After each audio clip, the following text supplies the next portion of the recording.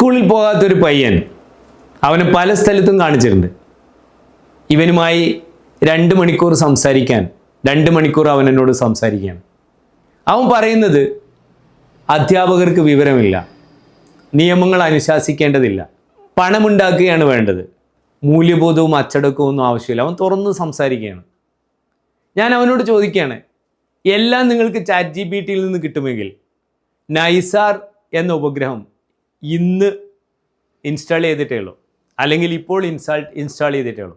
ഒരുപാട് നിരീക്ഷണങ്ങൾ, പഠനങ്ങൾ, ഗവേഷണങ്ങൾ വഴിയെ വരുന്നുണ്ട്. ഇത് നിങ്ങൾക്ക് ChatGPTക്ക് തരാൻ കഴിയില്ല. ഞാനൊരു ചലഞ്ച് അവൻ്റെ മുമ്പിൽ വെക്കുകയാണ്. ഒരു മോളിക്യൂള് അതൊന്ന് ടെസ്റ്റ് ചെയ്ത് അതിൻ്റെ റിസൾട്ട് എടുക്കുക. എത്ര അവൻ ശ്രമിച്ചിട്ടും സ്റ്റെബിലൈസ് ചെയ്യുന്നില്ല. ഞാൻ അവനോട് പറഞ്ഞു, മോനെ, ChatGPT 840 കോടി ജനങ്ങളിൽ ഏറ്റവും ബ്രില്യൻ്റ് ആയിട്ടുള്ള ന്യൂനപക്ഷം കൊടുക്കുന്ന ഇൻഫർമേഷനിലെ ഏറ്റവും നല്ല ഇൻഫർമേഷൻ നിങ്ങൾക്ക് തരുന്നു. അതിനർത്ഥം ഓരോ സെക്കൻഡിലും ഇവിടെ പുതിയ ഗവേഷണങ്ങൾ വരുന്നു. ഹ്യൂമൻ ഇൻ്റലിജൻസ് ഇപ്പോഴും ആർട്ടിഫിഷ്യൽ ഇൻ്റലിജൻസിൻ്റെ മുകളിലാണ്. ഇത്തരത്തിലുള്ള വികലമായ ചിന്താഗതികളിലേക്ക് നമ്മുടെ കുട്ടികൾ എത്തുന്നത് റിവേഴ്സ് മോട്ടിവേഷൻ കാരണമാണ്.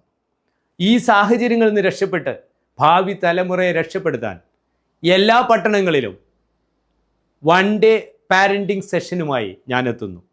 If you are interested, please register. I am Dr. Hussain Melatur, the Human Mind Crafter. Thank you.